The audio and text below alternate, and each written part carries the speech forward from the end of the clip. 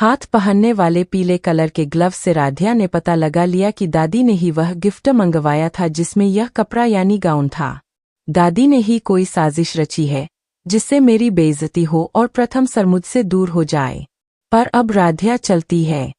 एक नई चाल। अब क्या है वह राध्या की चाल दादी के लिए? आप सभी से बताऊं उससे पहले अभी इस वीडियो को एक लाइक करके चैनल को सब्सक्राइब कर लीजिए, नहीं तो बाद में आप लोग भूल जाते हैं।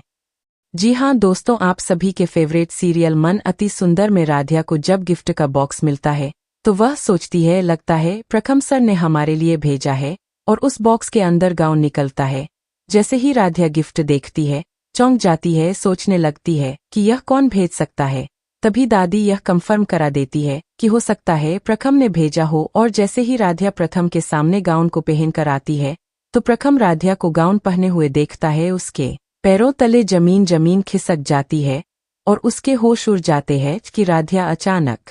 कैसे ऐसे कपड़ों में आ गई, और वह पूछने लगता है राध्या यह सब तुम क्या करने लगी हो मित्तल परिवार में आकर के, और तुम ऐसा कपड़ा कैसे पहन सकती हो सबके बीच में? अभी के अभी इसे निकालो, और तुम कभी भी निहारिका नहीं बन सकती हो, चाहे कुछ भी कोशिश कर लो। यह सुनने के बाद राध्या बोल देती है प्रथम सर यह तो आपने ही मुझे गिफ्ट किया हुआ है न, पहनने के लिए तो मैं पहन ली, हमें लगा कि आपने भेजा है। लेकिन प्रथम बोलने लगता है कि ऐसा कैसे हो सकता, मैं तुम्हें यह ड्रेस कैसे दे सकता हूँ? तभी दादी और उर्मी का सच आ जाता है सबके सामने, और तभी राध्या को यह शौक होने लगता है कि कहीं ऐसा तो नहीं है बुआ जी और दादी जी ने मिलकर कि हमारे साथ इतना बड़ा चाल चला, और उसके बाद हमारे और प्रथम सर के बीच में दरार लाने के लिए कहीं ऐसा तो नहीं किया गया है। तभी उर्मी और दादी आपस में बात कर रही होती है। लगता है मां जी तुम्हारा प्लान तो कामयाब हो गया, अगर कामयाब हो जाएगा तो देखना अब प्रथम राध्या पर बहुत ज्यादा गुस्सा करने वाला है, और वह एक बार फिर से राध्या को खरी खोटी सुनाएगा, और उसके बाद एक बार फिर से राध्या का मुंह बन जाएगा, और वह राध्या सबकी नजरों में एक बार फिर से गिर जाएगी। वहीं दूसरी तरफ यह सब देख करके एकता बहुत ज्यादा परेशान हो जाती है, और धीरे धीरे उर्मी जो होती है वह एकता के कान को भरने लगती है,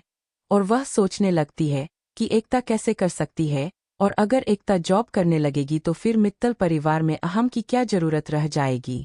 फिर तो अहम को कोई कुछ बोलेगा भी नहीं। जहां एक तरफ एकता जॉब करके अपना बिजनेस शुरू करना चाहती है,